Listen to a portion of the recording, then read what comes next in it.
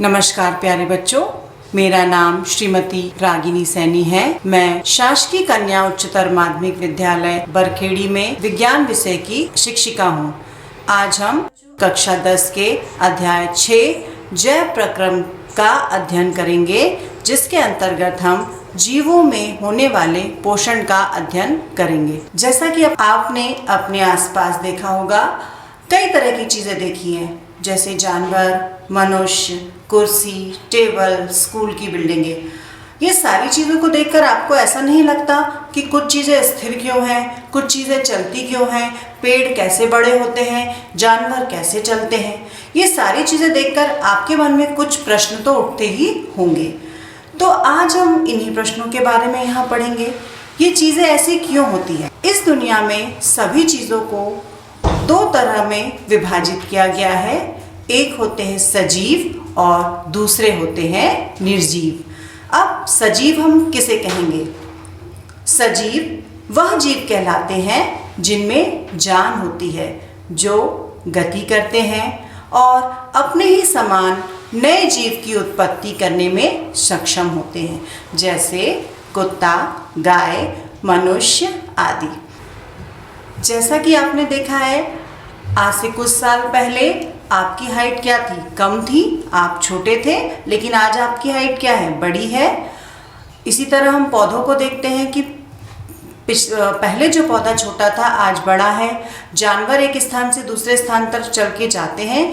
तो ये जो सारे लक्षण हैं वो सजीवों के लक्षण होते हैं। अब इसी तरह आपने देखा होगा, जैसे टेबल है, आज से 2 साल पहले भी टेबल का आकार वही था, आज से 2 साल बाद भी टेबल का आकार वही है। या किसी स्कूल की बिल्डिंग को देख लीजिए, आज से 2 साल पहले भी उसका आकार वही था और 2 साल बाद भी रहेगा, और वो एक स्थान से दूसरे स्थान पर गति भी नहीं करते हैं। तो ऐसी चीज़ें निर्जीव कहलाती हैं। तो निर्जीव की परिभाषा हम क्या देंगे? निर्जीव वह कहलाते हैं जिनमें जान ना हो, गति ना हो, वृद्धि ना हो और अपने समान जीवों को उत्पन्न करने की क्षमता भी ना हो। वो सभी निर्जीव कहलाते हैं, जैसे कुर्सी, टेबल इत्यादि। अब सजीव और निर्जीव में जो सजीव होते हैं उनमें अपने जीवन को व्यवस्थित रूप से चलाने के लिए कुछ प्रक्रम पाए जाते हैं। उन प्रक्रम को हम कहते हैं जैव प्रक्रम।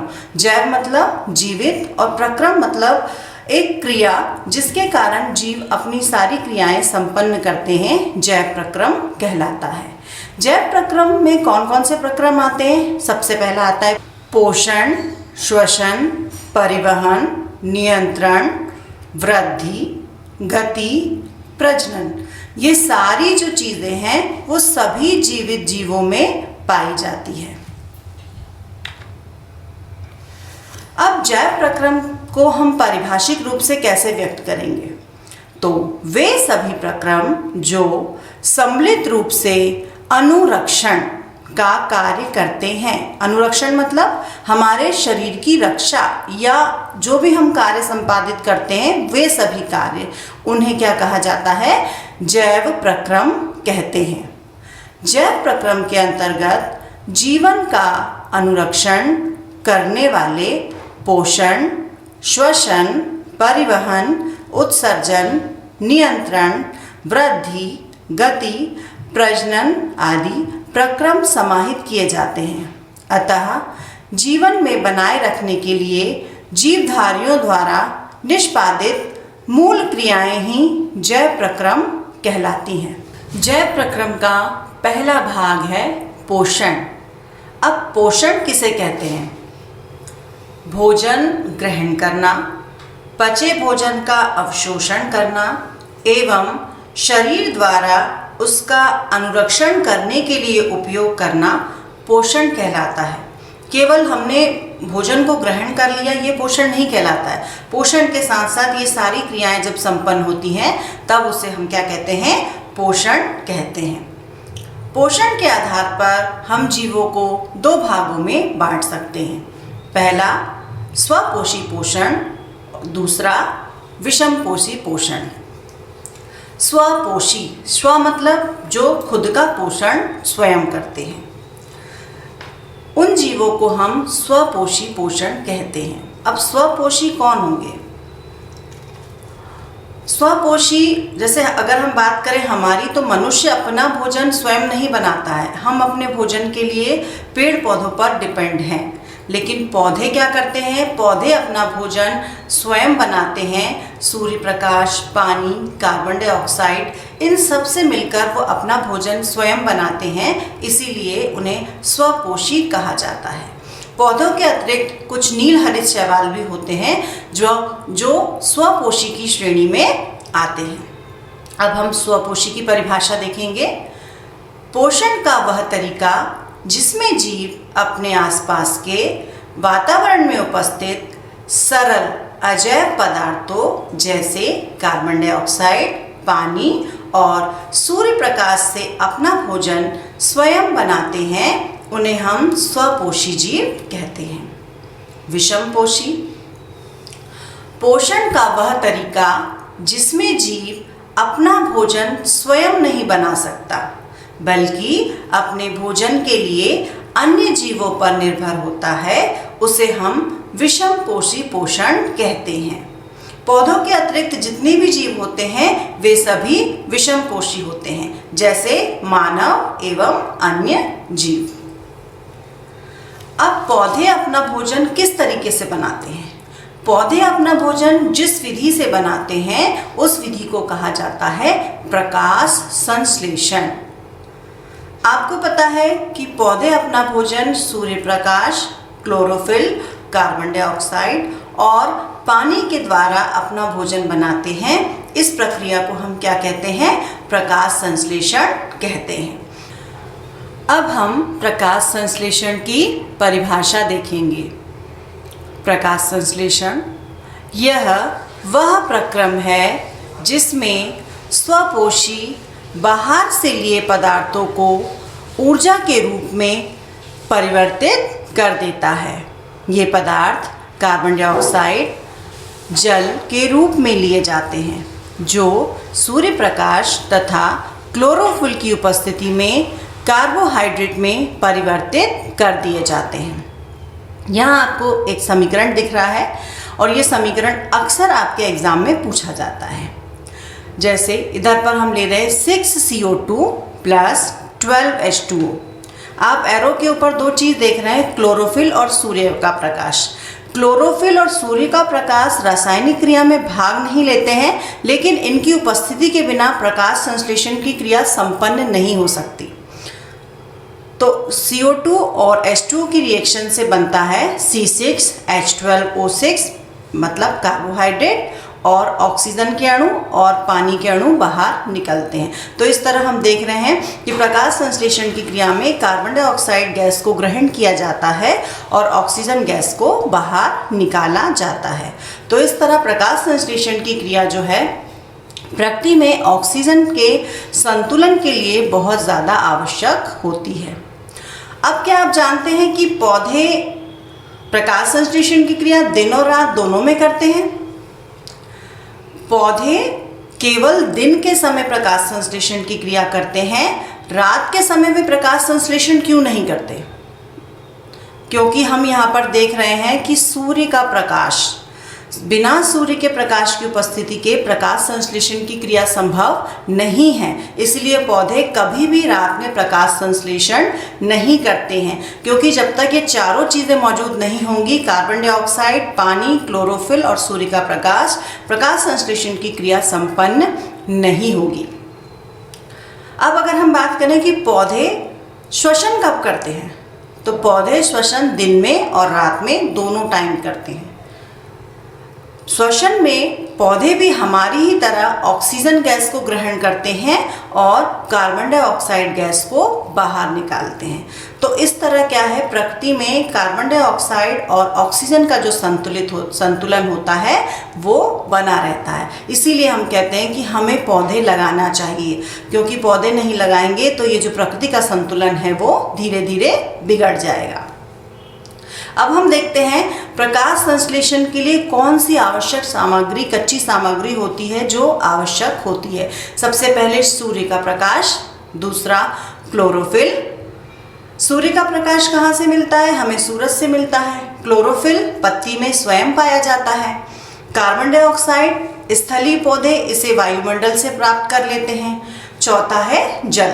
अब जल स्थलीय पौधे जो होते हैं वो हम जड़ों में जो पानी डालते हैं उससे ये पानी को ग्रहण कर लेते हैं। कभी कभी प्रश्न आता है कि प्रकाश संश्लेषण के लिए कौन सी आवश्यक सामग्री होती है और पौधे इनको कहाँ से प्राप्त करता है। पिछले साल ये वाला क्वेश्चन आया था कि पौधे जो भी प्रकाश संश्लेषण के लिए आवश्यक चीज़ें हैं उन्हें कहाँ से प्राप्त करता है। तो आप बिल्कुल आसानी से बता सकते हैं कि सूर्य का प्रकाश उसको सूरज से मिलता है। क्लोरोफिल पत्तियों में स्वयं पाया जाता है। कार्बन डाइऑक्साइड वायुमंडल से प्राप्त करते हैं और जल को जो हम पानी पौधों में डालते हैं उससे वो ये चीज़ें प्राप्त करते हैं। अब प्रकाश संश्लेषण की जो क्रियाएं होती हैं उनमें कौन कौन सी घटनाएं होती हैं। सबसे पहले तो क्लोरोफिल द्वारा प्रकाश ऊर्जा को अवशोषित किया जाता है। दूसरा, प्रकाश ऊर्जा को रासायनिक ऊर्जा में परिवर्तित किया जाता है और जल अणुओं का हाइड्रोजन और ऑक्सीजन में अपघटन होता है। आपको पता है कि ऊर्जा कभी नष्ट नहीं होती, ऊर्जा एक रूप से दूसरे रूप में रूपांतरित हो जाती है। तो यहाँ पर भी हम देख रहे हैं कि जो प्रकाश ऊर्जा है वो रासायनिक ऊर्जा में परिवर्तित हो जा रही है।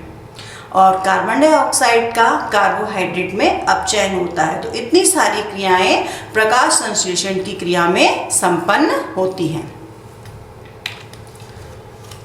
अब प्रकाश संश्लेषण की क्रिया को कौन से कारक प्रभावित करते हैं? अगर ये चारों चीज़ों में से किसी की मात्रा कम हो गई या घट गई तो प्रकाश संश्लेषण की क्रिया पर इसका क्या प्रभाव पड़ेगा?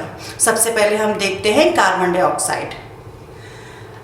कार्बन डाइऑक्साइड की मात्रा वायुमंडल में 0.03% होती है। जो सामान्य कार्बन डाइऑक्साइड की मात्रा एक सीमा तक बढ़ाएंगे तो प्रकाश संश्लेषण की दर बढ़ेगी, लेकिन अगर हमने कार्बन डाइऑक्साइड की मात्रा ज़रूरत से ज़्यादा बढ़ा दी तो प्रकाश संश्लेषण की दर घटने लगेगी। दूसरा होता है प्रकाश।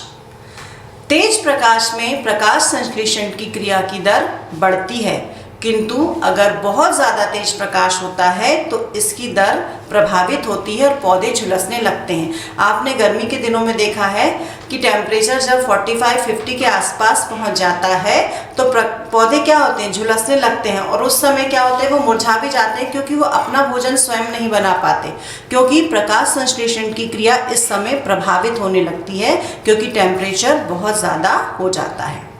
इसके प्रकाश संश्लेषण की क्रिया में तापमान भी बहुत महत्वपूर्ण होता है। 10 डिग्री सेंटीग्रेड से 30 डिग्री सेंटीग्रेड पर प्रकाश संश्लेषण की जो क्रिया है वो अच्छे से होती है, सामान्य तौर पर चलती है। इससे ज़्यादा टेम्परेचर होता है तो प्रकाश संश्लेषण की क्रिया कम होने लगती है। चौथा है जल। जल की कमी से प्रकाश संश्लेषण की क्रिया में कमी आने लगती है। अगर हम पौधे को पानी नहीं देंगे तो प्रकाश संश्लेषण के लिए उसे पानी की उपलब्धता नहीं होगी और प्रकाश संश्लेषण की क्रिया क्या होगी? कम होने लगेगी। तो इस तरह हम देखते हैं कि ये 4 कारण अगर इनकी मात्रा कम या ज़्यादा होती है तो दोनों ही स्थितियों में प्रकाश संश्लेषण की जो दर होती है वो प्रभावित होती है। इससे रिलेटेड एक क्वेश्चन आता है कि प्रकाश संश्लेषण की क्रिया को कौन कौन से कारक प्रभावित करते हैं, उसका वर्णन कीजिए। तो अगर ये क्वेश्चन आता है और आप इस तरीके से इसका आंसर लिखते हैं तो वो सही होगा। अब इसके बाद प्रकाश संश्लेषण हम जब पौधे में अत्यधिक मात्रा में पानी डालते हैं तो हम देखते हैं पौधों में एक विशेष तरह की संरचना पाई जाती है जिसे स्टोमेटा या रंध्र कहा जाता है। इस रंध्र का क्या काम है? आपने कभी पत्ती को पलटकर देखा होगा, आपको वहाँ छोटे छोटे से पोर्स के समान रचनाएं दिखाई देती है। पत्ती की अगली सतह चिकनी होती है लेकिन पीछे की सतह खुरदुरी होती है और वहाँ छोटे छोटे से छेद दिखाई देते हैं। वो जो छेद होते हैं उन्हीं को क्या कहा जाता है? स्टोमेटा कहा जाता है। जैसे मनुष्य को अगर कार्बन डाइऑक्साइड को छोड़ना और ऑक्सीजन को ग्रहण करना होता है तो हम नासा छिद्रों के द्वारा करते हैं। पौधों में कार्बन डाइऑक्साइड को ग्रहण करने और ऑक्सीजन को छोड़ने के लिए पत्ती पर विशेष तरह के छिद्र होते हैं। इन छिद्रों को कहा जाता है रंध्र या स्टोमेटा। और इन्हीं स्टोमेटा के द्वारा जो पानी का वाष्पोत्सर्जन होता है, ये गैसों का आदान प्रदान भी इन्हीं रंध्रों के माध्यम से करते हैं, और पौधे जो वाष्पीकरण की क्रिया करते हैं वो भी इन्हीं रंध्रों के माध्यम से करते हैं। अब यहाँ पर हम देखेंगे रंध्र की संरचना। आपको चित्र में जो रंध्र दिखाई दे रहा है, इन्हीं से CO2 अंदर जाती है और ऑक्सीजन बाहर आती है। रंध्र छिद्र के ऊपर जो द्वार कोशिकाएं आपको दिख रही हैं, ये जो द्वार कोशिका होती हैं, जब पत्तियों को कार्बन डाइऑक्साइड ग्रहण करनी होती है और ऑक्सीजन को निकालना होता है, तब ये जो द्वार कोशिकाएं हैं ये खुलती या बंद होती हैं। तो जब हम पत्तियों को या जब हमारा पौधा होता है, जब हम उसको पानी देते हैं, तो उस समय जो स्टोमेटा होते हैं वो हमेशा खुले हुए होते हैं। और अगर आपने किसी पौधे की टहनी या पत्ती तोड़कर रख दी और उस समय जब हम उसको पानी नहीं देते हैं, तो ये स्टोमेटा क्या हो जाते हैं, बंद होते हैं। आपके उसमें एक प्रैक्टिकल भी है स्टोमेटा से रिलेटेड, जिसमें हम पत्तियों को की जो पीछे की झिल्ली होती है उसको निकालकर हम स्टोमेटा का अध्ययन करते हैं। अभी हमने स्वपोषी पोषण का अध्ययन किया। स्वपोषी पोषण जो होता है वो पौधों में पाया जाता है। अब इसी का जो दूसरा भाग होता है वह है विषमपोषी पोषण। अब विषमपोषी पोषण के आधार पर जीवों को हमने 3 भागों में बांटा गया है। सबसे पहले है प्राणी संपोषण या इसे होलोजोइक भी कहते हैं। दूसरा होता है मृतजीवी पोषण या इसे सैप्रोफिटिक कहते हैं। तीसरा परजीवी पोषण या पैरासिटिक पोषण। अब होलोजोइक पोषण, इसमें जीव संपूर्ण भोज्य पदार्थ का अंतर्ग्रहण करते हैं तथा उसका पाचन शरीर के अंदर होता है। संपूर्ण भोजन का मतलब जो भी हमने मुख गुहा से भोजन खाया उसका पाचन शरीर के अंदर होता है, और फिर जो कार्बोहाइड्रेट का निर्माण होता है उसके द्वारा जीव का पोषण होता है। तो जो अमीबा और मानव होता है उसमें होलोजोइक पोषण पाया जाता है। दूसरा होता है मृतजीवी। मृत मतलब जो मरे हुए जीव होते हैं, तो मरे हुए जीव से भी कई जीवों का पोषण होता है। मृतजीवी अपना भोज्य मृत जीवों के शरीर पर सड़े गले कार्बनिक पदार्थों से प्राप्त करते हैं। आपने देखा है कहीं कचरे होता है, वहाँ पर जो सड़े गले पदार्थ होते हैं वहाँ फफूंदी कुकुरमुत्ता जिसको सामान्य लैंग्वेज में कहा जाता है, वो कुकुरमुत्ता वहाँ पर हम उगते देखते हैं। आपने लकड़ियों पे देखा है या ब्रेड के ऊपर फफूंदी लगे हुए देखा है।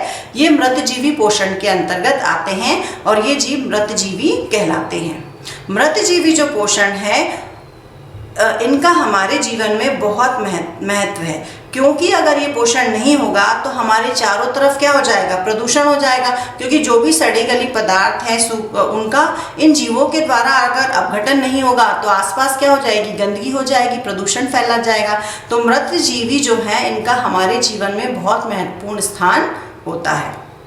इसके बाद तीसरे की हम बात करें परजीवी पोषण।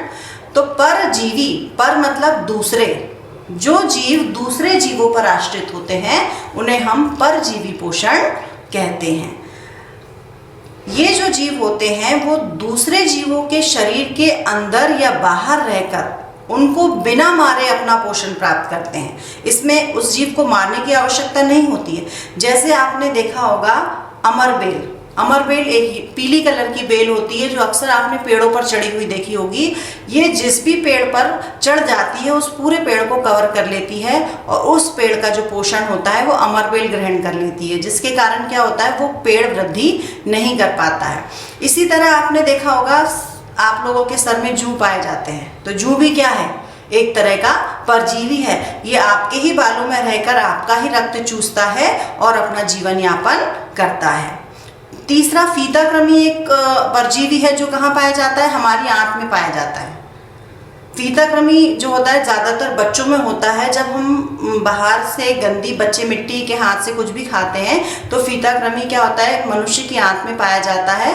और जब बच्चे मीठा खाते हैं या कुछ भी खाते हैं जो फीताकृमि होता है उनको काटने लगता है। तो ये जो सारे परजीवी हैं ये क्या होते हैं, बिना नुकसान, जीव को बिना नुकसान करे अपना पोषण प्राप्त करते हैं। इसके अलावा एक और पोषण होता है जिसको हम कहते हैं कीट भक्षी। परजीवी हो गए। इसी तरह कीटभक्षी पौधे होते हैं। तो कीटभक्षी पौधे क्या करते हैं, ये ज़्यादातर जंगलों में पाए जाते हैं और ये जो कीड़े मकोड़े होते हैं इनको खाकर अपना जीवन यापन करते हैं। कलश पादप या यूट्रिकुलेरिया जो है ये कीटभक्षी पौधों का एक उदाहरण है। अब जो पोषण है इसके अंतर्गत हम अमीबा में देखेंगे पोषण। प्राणी संपोषण का हम एक उदाहरण देखेंगे कि अमीबा में ये क्वेश्चन अक्सर आता है कि अमीबा में पोषण को चित्र सहित समझाइए। तो ये 4 नंबर का क्वेश्चन आता है। तो इसको थोड़ा बच्चा ध्यान से समझिएगा कि अमीबा में पोषण किस तरीके से होता है। अमीबा में जो चलन अंग होते हैं उसको कहा जाता है कूटपाद। क्या कहा जाता है, कूटपाद। ये क्वेश्चन अक्सर विकल्प में आता है कि अमीबा में जो चलन होता है वो किस अंग के द्वारा होता है, तो कूटपाद के द्वारा होता है। अब आप यहाँ पर अमीबा का स्ट्रक्चर देख रहे हैं। अमीबा में एक विशेष गुण पाया जाता है कि ये अपनी आकृति कभी भी चेंज कर सकता है। एक निश्चित आकृति नहीं होती है। जैसे हमारे शरीर की एक निश्चित आकृति है, हम उसको चेंज नहीं कर सकते, लेकिन अमीबा में एक विशेष गुण पाया जाता है कि वो अपनी आकृति कभी भी चेंज कर सकता है। तो यहाँ पर आप देख रहे हैं कि जब कोई भी खाद्य कण अमीबा के पास आता है तो वो 2 भुजाओं के समान स्ट्रक्चर बना लेता है और 2 भुजाओं को आगे करते हुए उस जीव को वो क्या करता है, अपनी भुजाओं के अंदर समा लेता है। इन जो भुजाएं हैं इन्हीं को कहा जाता है कूटपाद। धीरे धीरे ये भुजाएं लंबी होकर क्या करती हैं, खाद्य रिक्तिका बनाती हैं और जो जीव है उसको अपने अंदर समाहित कर लेती है और इसके बाद उसका पाचन करके उसको शरीर से बाहर निकाल देती है। तो इस प्रकार हम अमीबा में अगर पोषण देखें तो सबसे पहले होता है भोजन को अपने पादावों की सहायता से घेर लेता है। उसके बाद खाद्य रिक्तिका का निर्माण करता है। खाद्य रिक्तिका में जटिल पदार्थ का विघटन सरल पदार्थों में किया जाता है। उसके पश्चात बचा हुआ अपच कोशिका की सतह की ओर गति करता है और इन सभी पदार्थों को शरीर से बाहर निष्कासित कर दिया जाता है। अब अभी हमने पूरा पोषण पढ़ा। अब पोषण से संबंधित कुछ महत्वपूर्ण प्रश्न हैं जो हमारे एग्जाम में आते हैं।